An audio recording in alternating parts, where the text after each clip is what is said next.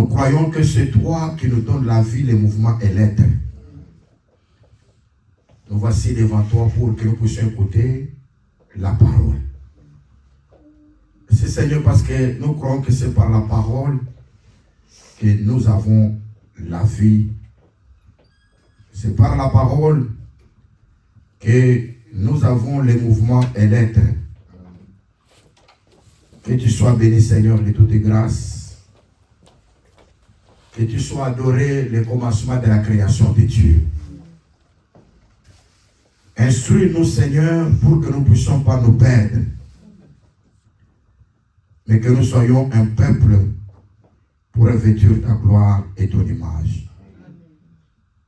Tout ça pour ta gloire et pour le salut des âmes. Nous avons prié au nom de Jésus-Christ. Amen. Amen.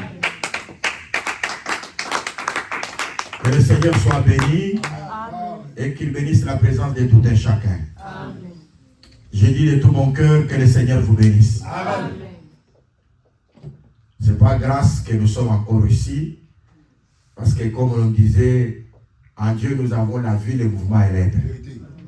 Si on commence à prier quelqu'un qui ne connaît pas l'avenir, bien aimé dans le Seigneur, à cela, il faut cesser même de prier. Nous prions parce que nous savons que c'est lui qui connaît même tous les mouvements. C'est lui qui sait compter même le battement du cœur. Jusqu'au dernier instant où le cœur va s'arrêter, Dieu connaît ça. Il anéantit les signes des faux prophètes.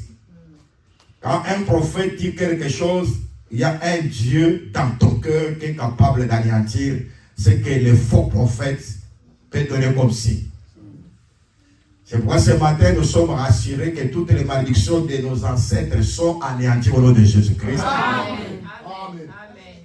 Nous sommes rassurés que même tous les sorciers qui se sont ligués pour nous faire du mal, le Seigneur a déjà anéanti leurs projets. Amen. C'est pourquoi la Bible déclare, si l'on forme des complots contre toi, cela ne vient pas de Dieu. Amen. Ils peuvent faire des complots. Ils peuvent s'organiser de toute manière pour te détruire. Mais cela ne vient pas de Dieu. Et ce qui ne vient pas de Dieu ne réussit pas. Amen. Donc ce qui doit réussir, c'est ce qui vient de Dieu. Amen. Parce qu'il y a beaucoup de gens qui lisent cette écriture en continuant en disant, parce que toute arme forgée contre toi sera sans effet. Toute langue qui s'élèvera en justice, tu la condamneras. L'Écriture dit, tel est l'héritage des serviteurs de l'Éternel.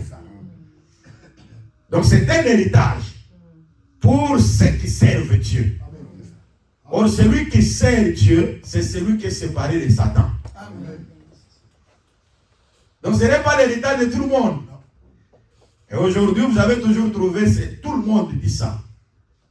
Toute arme forgée contre, sera sans effet. Toute langue qui se révérera, je la condamne. Mais pendant qu'il prononce ça, il n'est pas serviteur de Dieu. Pendant qu'il prononce ça, Dieu n'est pas en lui. C'est pourquoi Jean dit ceci, petits enfants, ne craignez pas. Parce que celui qui est en vous est plus fort que celui qui est dans le monde. Christ en nous, l'espérance de la gloire. Jusque maintenant, Christ est en nous. C'est très important.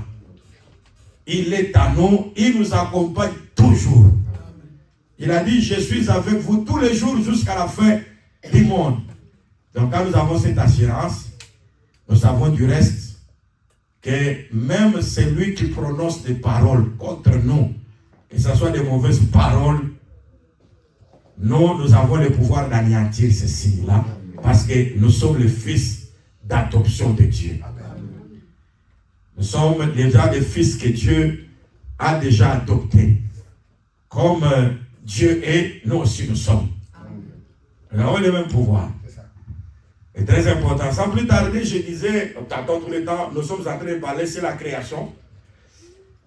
Et nous avons donné les chapitres 1er de Genèse, chapitre 1er, verset 1, et nous avons continué. où l'Écriture dit, au commencement, Dieu créa les cieux et la terre. L'Écriture dit, la terre était informe et vide. La terre était informe et vide. Nous avons défini en disant que quand l'Écriture parle au commencement, Dieu crée les cieux et la terre. En réalité, Dieu a tout créé dans le ciel et la terre. Donc, c'est dans le ciel et la terre que nous voyons toute la création de Dieu. Mais nous voyons l'Écriture nous dire que la terre était informe et vide. Et il y avait des ténèbres dans toute la surface de l'abîme. Mais l'Esprit de l'Éternel s'est mouvé au-dessus des eaux. Donc jusque-là, nous voyons que Dieu est encore dans ce que nous appelons la préparation. Comme un architecte, parce que nous croyons que notre Dieu, il est l'architecte, il est aussi le constructeur. Donc avant de construire une maison, l'architecte doit venir faire le plan. Et c'est lui qui viendra construire. Il marchera dans le pas de l'architecte. Mais dans les choses de Dieu, nous voyons que Dieu lui-même, il est l'architecte. Et lui-même, il est le constructeur. C'est comme nous avons aussi vu que dans les choses de Dieu, il y a seulement quelque chose où Dieu n'est pas. Dieu n'est pas l'accusateur. Mais quand toi tu es accusé, on t'accuse devant le juge. Juge, c'est Dieu. Lui-même, il est juge. Lui-même, il est aussi le magistrat. Pour donner un réquisitoire afin de te rendre coupable. Mais gloire au Seigneur, lui-même qui est juge, il est magistrat, il est aussi avocat.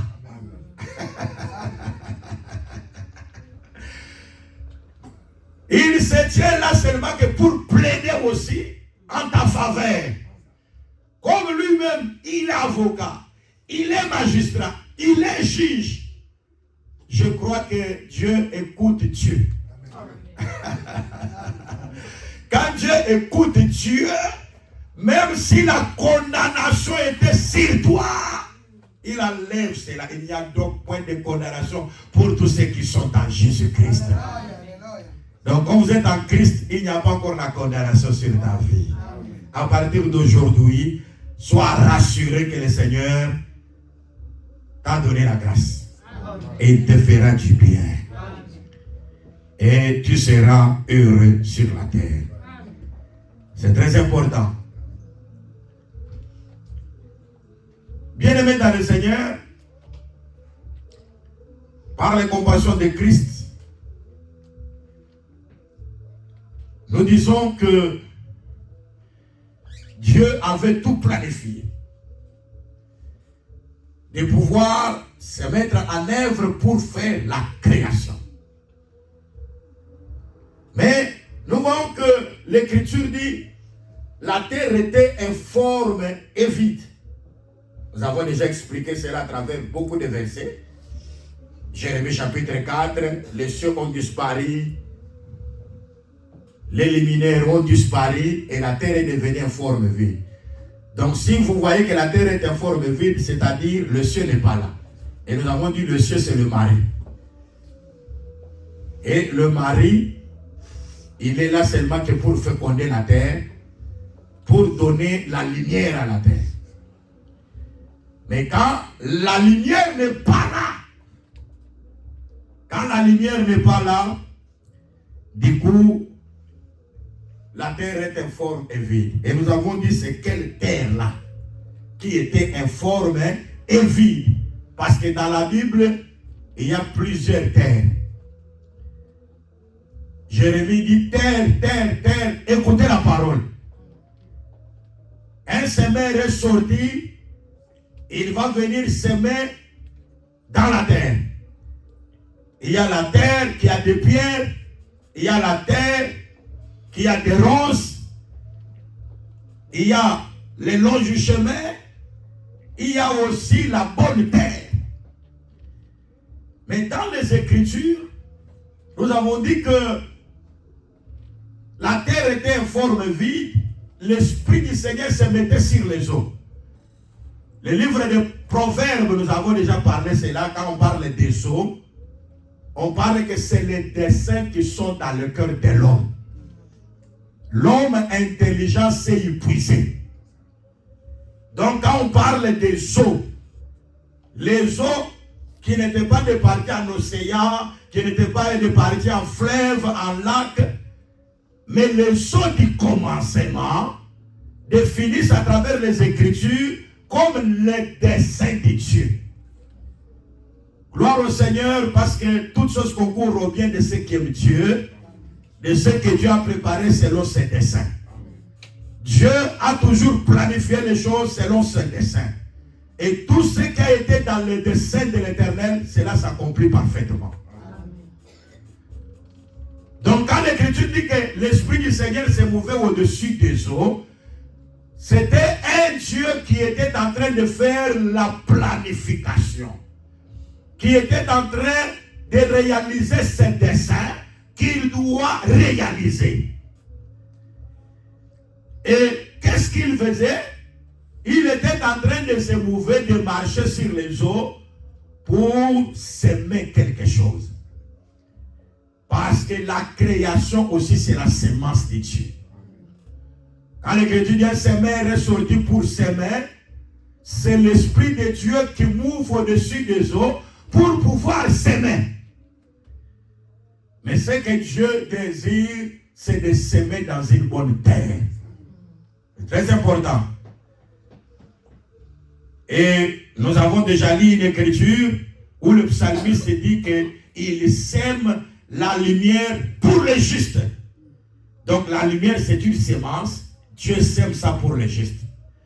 Mais remarquez, quand Dieu a vu que l'Esprit, il mouvait sur les eaux, mais il y avait des ténèbres qui couvraient l'abîme. Or, l'abîme, c'est les eaux profondes, où il y a les ténèbres, où il n'y a rien qui peut se voir. Gloire au Seigneur Jésus. C'est alors que Dieu voit ça, il commence la création maintenant visible. Et l'Écriture dit, Dieu dit que la lumière soit, et la lumière vit. Oh, en d'autres termes, la lumière était en Dieu. Amen. La création, c'est un Dieu qui vomit. Ce qu'il vomit, il se réalise. Amen. Je demande à Dieu qu'il vomisse quelque chose pour ta vie ce matin. Amen. Et que tout ce que Dieu parle puisse se réaliser dans ta vie au nom de Jésus. Amen. Si tu es malade, reçois la guérison au nom de Jésus. Amen. Si tu as été maudit, que cette malédiction soit d'une naissance de feu au nom de Jésus. S'il y avait de mauvaises paroles contre ta vie, que ces mauvaises paroles soient anéanties au nom du Seigneur Jésus. Que la gloire de Dieu se manifeste dans ta vie. Au nom puissant de Jésus de Nazareth. Je crois qu'il est en train de créer dans nos vies. Il est en train de nous restaurer encore davantage. Et ça, c'est très important. Remarquons que c'est un bon Dieu. Il a vu que les ténèbres remplissaient la Bible. Il sort maintenant pour s'aimer. Et la première chose qu'il apporte comme sémence, c'est la lumière. Il jette la lumière. Il dit que la lumière soit, et la lumière fut. Maintenant, quand il a dit la lumière, soit, c'est pourquoi? C'est pour que la lumière entre dans les ténèbres là. C'est très important. C'est très important. Qui nous a expliqué ça? C'est le frère Paul. C'est le frère Paul qui nous explique ça, des Corinthiens. Est-ce qu'on peut lire ensemble des Corinthiens, chapitre 4e. Des Corinthiens, chapitre 4. Ah, c'est le frère Paul qui nous explique ça. Verset 6e. Vous y êtes? Amen. Est-ce que je peux commencer à lire? Amen. Je lis au nom du Seigneur Jésus-Christ. Amen. Le frère Paul dit ceci, car Dieu qui a dit, la lumière brillera du sein des ténèbres. Ah, mais il a dit ça où? Que la lumière brillera du sein des ténèbres. C'est lorsqu'il a dit que la lumière soit. Moïse dit que la lumière soit. Mais Paul donne la pensée. Il dit quand Dieu disait que la lumière soit là, il jetait la lumière du sein des ténèbres. En d'autres termes, la lumière est sortie de Dieu et est entrée dans les ténèbres, c'est-à-dire dans les eaux profondes. C'est très important. Oh, directement Dieu fait quoi? Il sépare la lumière avec les ténèbres. C'est très important. Quand la lumière rentre, Dieu sépare la lumière avec les ténèbres. Mais je voudrais d'abord lire, le frère Paul, il dit quoi? Car Dieu qui a dit, la lumière brillera du sein des ténèbres, a fait briller la lumière dans nos cœurs. C'est-à-dire les ténèbres, c'était nos cœurs. Oh. Vous êtes? Amen. Donc ça, c'est le frère Paul qui explique. Donc comme il y avait des ténèbres dans la Bible, donc Dieu a fait que la lumière puisse entrer du sein des ténèbres. Et Paul explique que il fait briller la lumière au fond de nos cœurs, dans nos cœurs, pour faire resplendir la connaissance de la gloire de Dieu sur la face de Christ. Oh, en d'autres termes, quand vous avez la lumière, vous avez la connaissance. Et cette connaissance doit se manifester seulement que sur la face de Christ. C'est pour dire que pour que vous ayez la vraie connaissance, il faut que vous connaissiez Christ. Parce que la face de Christ est l'évangile. Quand vous remontez, on dit si notre évangile est encore voilé, il est voilé pour les incrédules. Pour ceux que le Dieu de ce siècle, c'est-à-dire Satan, a aveuglé l'intelligence pour qu'ils ne vissent pas la splendeur de l'évangile de Christ, qui est l'image de Dieu. Aujourd'hui, vous voyez des gens mettre des images, des photos. Oh Jésus, ce n'est pas ça l'image de Dieu. C'est très important. Aujourd'hui, nous voyons, oh, vous voyez, les hommes ont été créés à l'image de Dieu. Nous voyons tous les adorateurs, des gens de sciences occultes, toutes ces personnes, il est dans l'image de Dieu. Non, non, non, non, bien aimé. L'image de Dieu, c'est l'évangile de Jésus. Et ça, c'est très important. Parce que l'image de Dieu, si Satan regarde l'image de Dieu, Satan reconnaît et rend témoignage. Parce que l'image de Dieu, c'était Jésus-Christ. Satan dit, nous connaissons. Ça, c'est la légende qui était dans cet homme, le fou de Gadara. Les mauvais esprits, quand ils ont vu Jésus, l'image de Dieu. Parce que Jésus est l'image et l'empreinte de Dieu. L'empreinte de sa gloire. L'image de sa personne. Lorsque vous voyez les démons, voient l'image de Dieu, les démons disent, nous savons que toi, tu es le loin de Dieu. Oh, gloire au Seigneur, parce que nous croyons que l'image de Dieu, c'est quelqu'un loin. Et un homme loin, quand tu marches, à des fois, il y a des gens sataniques, quand tu te regardes, ils voient quelque chose. Mais toi, tu marches, à des fois, tu ne les vois pas. Mais en toi-même, et quand ils te voient, ils sentent quelque chose. C'est pourquoi vous êtes dans une maison, peut-être avec des sorciers. Ils vont commencer à vous provoquer, à faire quelque chose pour vous rendre dans la distraction. Et quand vous tombez dans la distraction, ils en profitent. Parce qu'ils savent que vous avez quelque chose qu'eux n'ont pas. Quand vous êtes loin de Dieu, vous serez toujours combattu par les forces du mal. Dans ce monde, il y a ceux qui sont de Dieu et il y a aussi ceux qui sont de Satan. Tout le monde n'est pas de Dieu. Même c'est pourquoi vous remarquez, même dans l'assemblée de Jésus-Christ, une chose est certaine, Jésus dit, c'est moi qui vous ai choisi, vous les 12. Mais l'un de vous est un démon. Mais il était aussi dans l'assemblée de Jésus. dans l'église, ce n'est pas d'abord l'image d'être sauvé. C'est très important. Parce que quelqu'un peut venir à l'église, il vient comme on peut aller dans une fête, comme on peut aller quelque part. Mais venir à l'église, écouter la parole et être assis dans la parole, c'est la chose la plus importante que le Seigneur nous aime. Est-ce que vous comprenez, bien aimé? C'est pourquoi, bien aimé, dans le Seigneur, nous croyons que le Fils de Dieu, ce sont ces personnes qui sont loin de Dieu. Nous sommes dans le monde, mais nous ne sommes pas du monde. Nous sommes des voyageurs et des pèlerins sur la terre. Ça, c'est la vérité. C'est pourquoi sur la terre, même si tu gagnes les mariages, si tu gagnes l'argent, si tu fais des voyages, c'est toujours sur la terre. C'est vanité de vanité. Cela ne peut pas te distraire. Un enfant de Dieu, qu'il soit dans l'abondance, qu'il soit dans la disette, il dit toujours gloire au Seigneur. Il reconnaît que c'est Dieu qui est notre paix. Et la chose la plus importante, c'est pourquoi la vraie connaissance sur la face de Christ. En dehors de la face de Christ, il n'y a pas la vraie connaissance. Gloire au Seigneur. C'est pourquoi Dieu a dit que la lumière puisse luire du sein des ténèbres. C'est-à-dire qu'il y avait des ténèbres dans toute la Bible.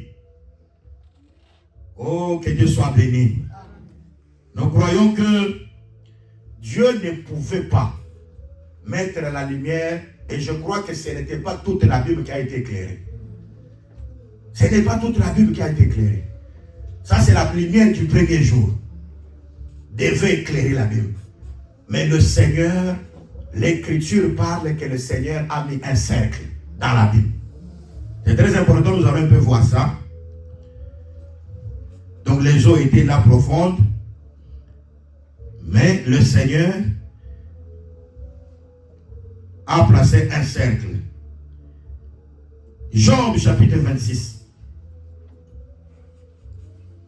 Job chapitre 26e. Verset 10e. Job chapitre 26, verset 10. Vous y êtes là? Amen. Amen. L'Écriture dit ceci. Il a tracé un cercle. Ça c'est Dieu. Il a tracé un cercle à la surface des eaux. Ces eaux profondes là, où l'Esprit de Dieu se mouvait sur les eaux. Dieu a fait quoi? Il a tracé un cercle. Ah, ça c'est mon architecte. Avant de commencer à mettre la lumière,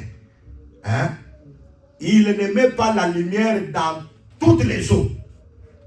Mais il prend le cercle, il place un cercle sur la surface des eaux.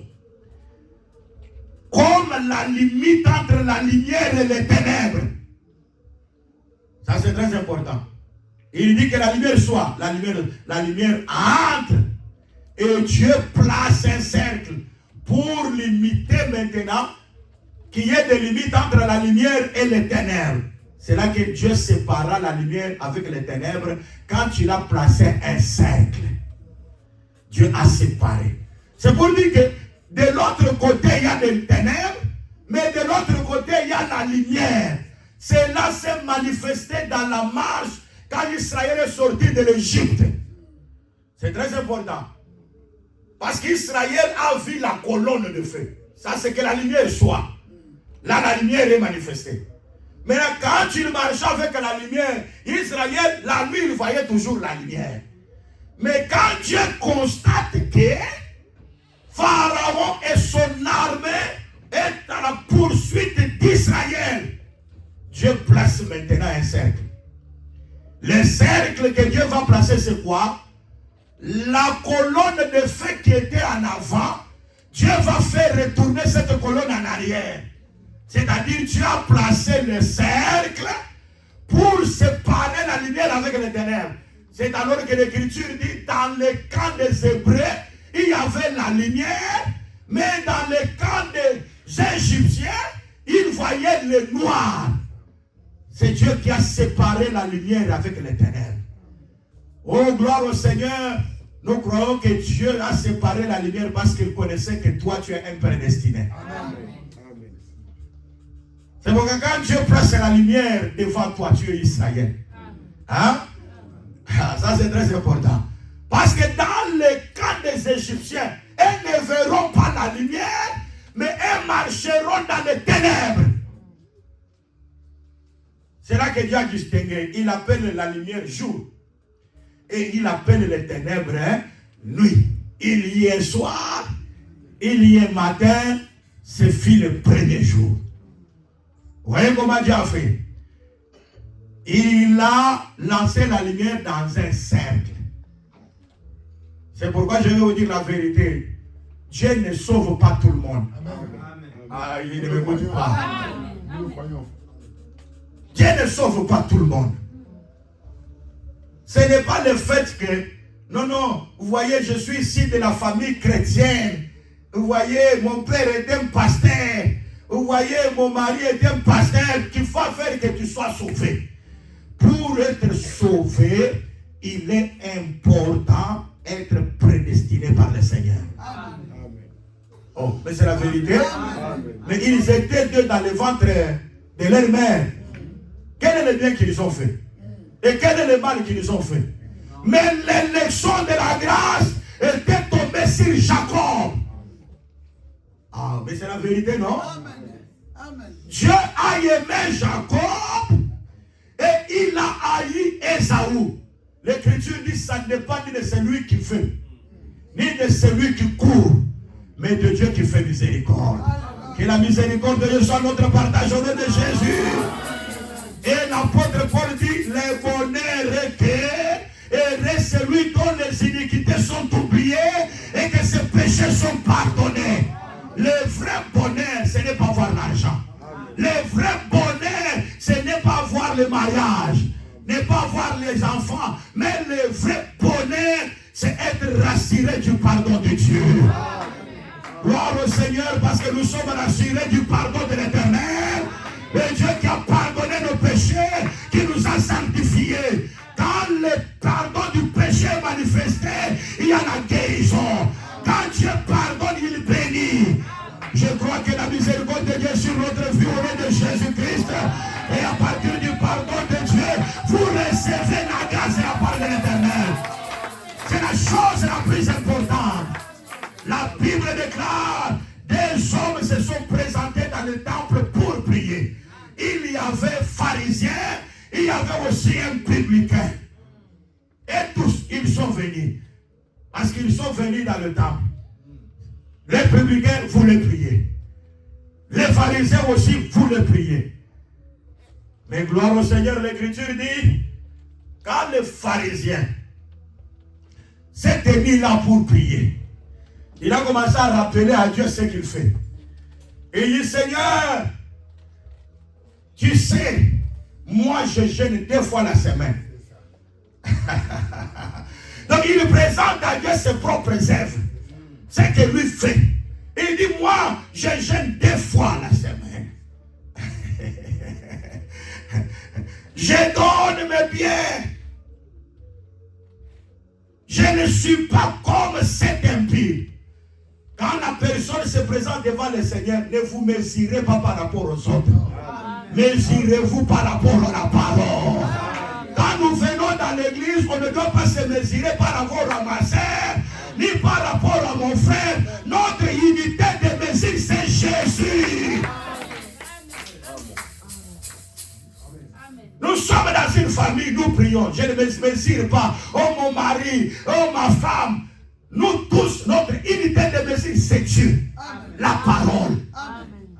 Chacun devant le Seigneur rendra compte de ses propres péchés. Ce n'est pas vous rendrez compte à cause de votre femme, à cause de votre mari, à cause de vos enfants. Chacun rendra compte à Dieu pour ses propres péchés. Ça c'est très important. Ne suivez pas les gens. Ne soyez pas influencés par les gens.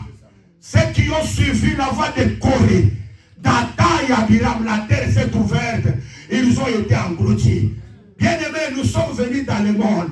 Et comme nous sommes venus ici, sur la terre, chacun, oui, aujourd'hui mon mari, je t'aime beaucoup. Moi, je peux mourir pour toi. Le jour de l'enterrement, tu vas le laisser partir, lui seul. Et il y aura quelqu'un qui va venir te battre un peu dans l'épaule. Ne pleure pas beaucoup, nous sommes là. Et c'est celui-là qui dit, nous sommes là parce qu'il sait que l'autre est déjà parti. Nous sommes là, c'est parce que nous, on peut te récupérer. Ne pleure pas beaucoup. Lui, il est déjà parti. C'est son temps. Nous, on est là. Je vous l'ai dit en vérité. Le mariage, c'est pour la terre. Et ils ne m'entendent pas. Hein? C'est lié à la chair. Un homme de Dieu est lié à la chair. Hein? Quelqu'un ne peut pas t'influencer dans les mariages pour te faire du mal. Je te le dis au nom du Seigneur Jésus-Christ. Hein? Non, vous voyez, lui il est comme ça. Comme lui aime beaucoup aller dans les concerts de païens, moi aussi je peux aller dans des musiques. Et l'influence là ne vient pas de celui qui vous a appelé. Est-ce que vous m'entendez très bien? Amen. Oh, vous voyez, il y a eu un concert public. J'ai vu le frère là-bas. J'ai vu là, moi aussi je peux aller. Ne suivez pas l'influence. Lui, il entre dans le concert de ces gens-là. Il aime la musique du monde. Il ira en enfer. Est-ce que vous m'entendez très bien? Amen. Que Dieu nous aide. Amen. Tout ce qui se fait sur la terre, qui fait réjouir les cœurs des gens, Dieu n'est pas dans ces choses-là. C'est très important. C'est comme ils ont dit, vous voyez, vendredi, c'est la journée de l'homme. Maintenant, la journée de la femme, c'est quelle journée? Hein? La journée de la femme, c'est comme le 8 mars. Hein? C'est passé hier, non? Où toutes les femmes étaient en pagne. Hein? La journée de la femme. Ah. Mais c'est diabolique.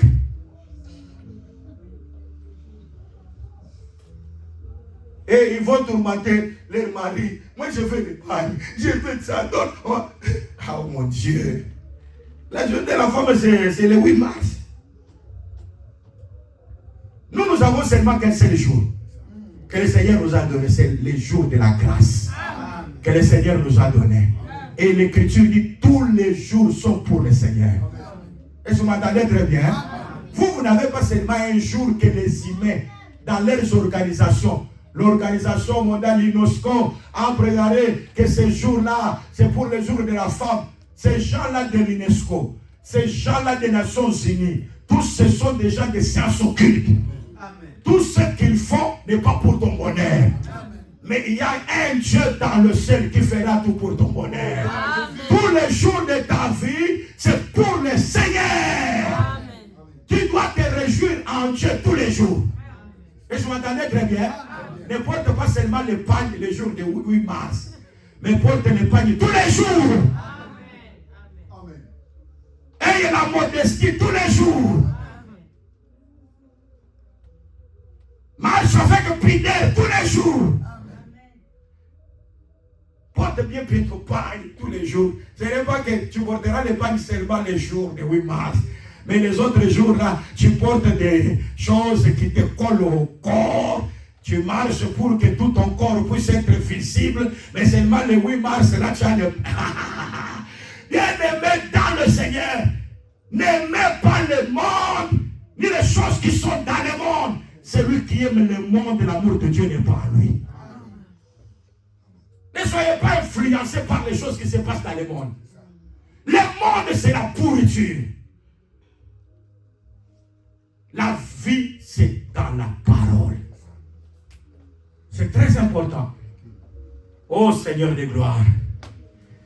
J'aimerais que si les gens entraient dans la dimension de Dieu, comprendre les choses, comment Dieu le fait dans leur vie, c'est le salut.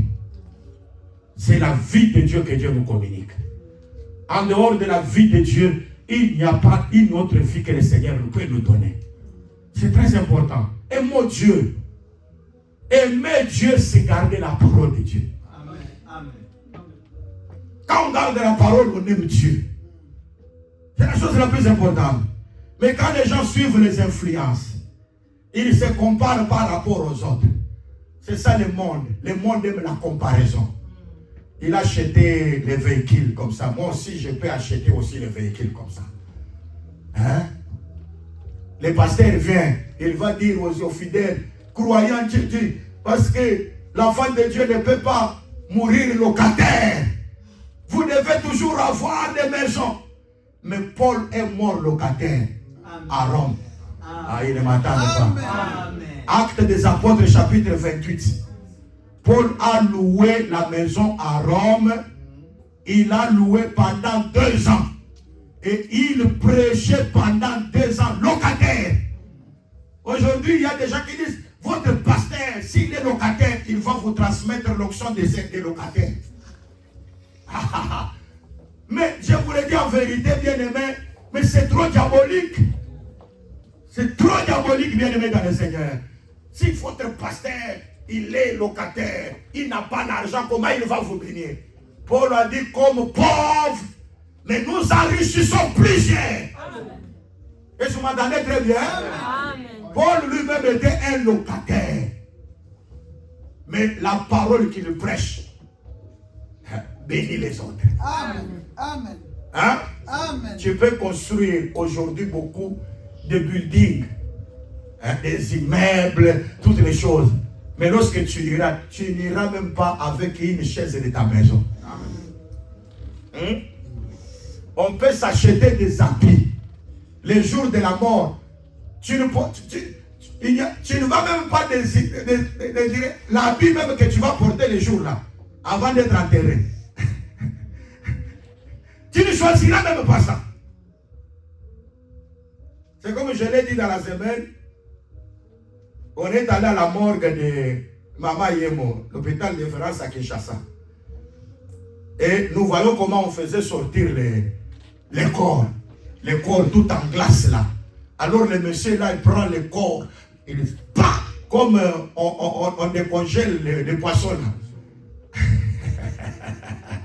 Il prend le corps, bah, et il tape. Si c'est une femme, d'Enda du sous. Donc fais encore les... Hein? Marche encore dans la...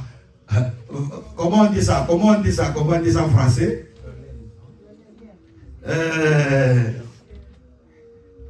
Il faut que, donc, nous voulons voir encore ton orgueil, comment tu marches avec le vantardisme là. Donc fais encore le vantard. Ah oui. Fais le vantard, le vantardisme. On veut voir ça. On va voir. Il t'apporte. On arrange les corps. Bien aimé, je vous le dis en vérité. Quand on a encore le souffle de vie en nous, craignons Dieu. Amen. Et donnons-le gloire. Amen. Donnons gloire à Dieu. Parce que toute la semaine ici, je reçois toujours des nouvelles des gens qui ont été avec moi. Et presque tous ceux qui sont morts de AVC. C'est comme si c'était un esprit qui circule maintenant. Avec force, parce qu'auparavant, ça n'était pas comme ça. Il y a un frère, on était avec lui à Luanda. Et on avait participé avec lui à la Sainte Seine, mais qui est décédé de l'AVC.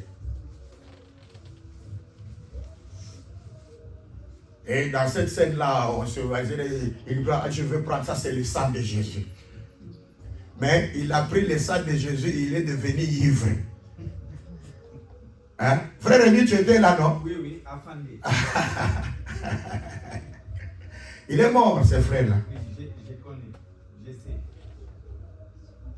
Il a pris, je prends le sang. Non, dans la Sainte Seine, hein, on ne prend pas comme ça. Parce que nous ne devons pas devenir ivres. Celui qui veut s'enivrer, il est en train de mépriser le temple de Dieu. Alors le frère a pris, je pressais le sang de Jésus, il a pris, et puis il est allé jusque dans la rue. Après on a dit, frère, retourne encore. Tu ne peux pas faire comme ça. Ce n'est pas bien. C'est pourquoi nous devons craindre Dieu. Dans tout ce que nous faisons, nous devons craindre Dieu. Parce que, bien aimés dans le Seigneur, aujourd'hui, les gens qui meurent, ce ne sont pas seulement des gens qui ont déjà atteint l'âge. Oh, il est déjà vieux, un vieillard. Aujourd'hui, même des petits enfants meurent. Et ils meurent en grand nombre. C'est pourquoi si Dieu vous fait grâce, vous êtes dans une famille où on vous intéresse à aimer Dieu, c'est très bien. C'est une grâce, c'est une bénédiction.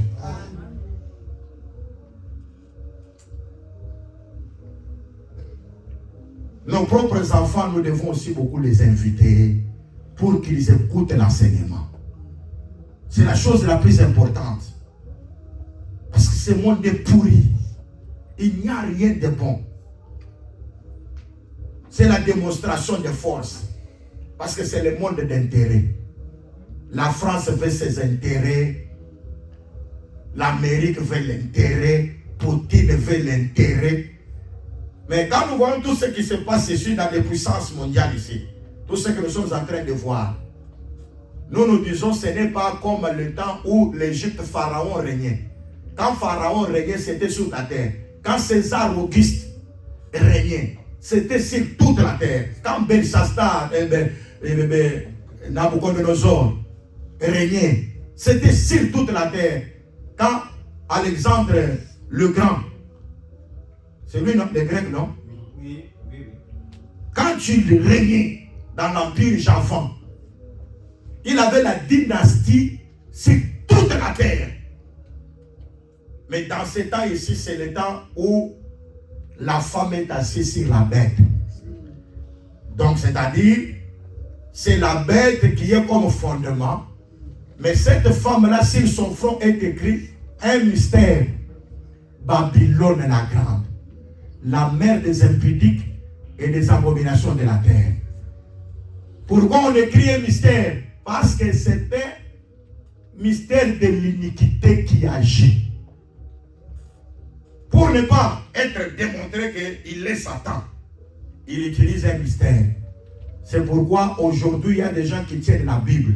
Ils sont serviteurs de Satan, mais ils se déclarent qu'ils sont ministres de Jésus-Christ. Est-ce que vous me comprenez bien? Amen. Plusieurs sont entrés, ils sont de la cabale juive. Ils croient qu'aller en Israël physique, là, c'est recevoir la bénédiction. Nous allons faire le pèlerinage, nous allons en Israël pour bénéficier de la grâce. Nous allons entrer même dans les tombeaux. Dans ces tombeaux-là, il n'y a rien. Amen. Dans ces rivières-là, Jourdain, toutes ces choses, il n'y a rien. Je vous le dis en vérité. Quand la femme disait à Jésus, vous pourrez adorer une fois à Jérusalem. Nos pères ont adoré sur la montagne. Jésus a dit, l'heure vient. Elle est déjà venue. Ça ne sera ni à Jérusalem, ni sur la montagne qu'on adorera le Seigneur. Parce que c'est aujourd'hui que nous devons adorer Dieu en esprit et en vérité. Et ce sont de tels adorateurs que le Père demande. Dieu demande les adorateurs qui les servent en esprit et en vérité. Bien aimé, toute ma vie, je ne peux jamais aller en Israël. Mais quand je crois la véritable parole, je suis sauvé. Amen. Amen. D'abord, Israël ne m'intéresse pas. Parce qu'Israël, c'est dans l'Ikabod. Il n'y a rien de bon là-bas. Aujourd'hui, Dieu a promené les regards sur toute la surface de la terre. Et il s'est choisi un peuple qui doit porter son nom. Oh, c'est là que Dieu a mis un cercle. Parce que Dieu s'est choisi un peuple qui doit porter. Or, le peuple qui porte le nom de Dieu, c'est l'Église. Quand je parle de l'Église, je ne parle pas de ces 4000. Je parle de tous ceux qui ont été baptisés en Jésus-Christ. Qui ont reçu le don de Dieu et qui sont aujourd'hui conduits par un autre. Quand tu étais jeune, tu te saignais toi-même et tu allais où tu voulais. Mais quand tu seras vieux, et quand nous disons les choses de Dieu ne sont pas pour les jeunes. Ah, ils ne m'attendent pas. Des vieillards. Hein? Quand tu es encore jeune premier, tu veux ceci, tu veux bien aimé, les choses de Dieu ne sont pas pour les jeunes. Les choses de Dieu sont pour les vieillards. Quand Sarah est encore jeune, elle ne peut pas enfanter. Elle est stérile. Hein? Isaac ne peut pas sauter. Mais il faut que Sarah devienne vieille pour enfanter. L'évangile, c'est pour des vieilles. Hein? Vous voyez, votre évangile fait que je puisse devenir coco. Évangile, il faut comme son coco.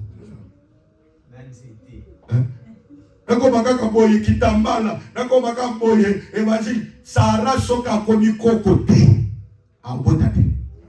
faut comme un coco pour bota. J'ai dit ceci que Sarah, si elle n'est pas vieille, elle ne peut pas enfanter.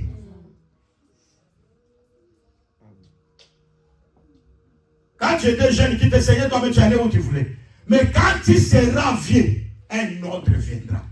Il va te cendre et t'amener où tu ne voudras pas. L'évangile nous amène là où on ne veut pas. Si l'évangile commence à nous amener là où on veut, ce n'est pas encore l'évangile. Dans cette église-là, on censure trop, hein? Il est trop dur.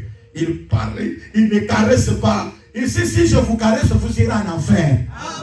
Amen. Il ne m'attend pas. Si je commence maintenant à vous caresser, à vous dire des choses qui sont contraires à la parole, et Paul dit ceci: si nous plaisons à tout le monde, nous ne serons pas encore serviteurs de Jésus-Christ. On ne doit pas commencer à plaindre, à plaire à tout le monde. Et Paul dit: suis-je devenu votre ennemi en vous disant la vérité? Quand on vous annonce la vérité, vous voyez que non, vous voyez, il ne peut pas parler comme ça. S'il commence à parler comme ça, les gens seront gênés. Je vous l'ai dit en vérité.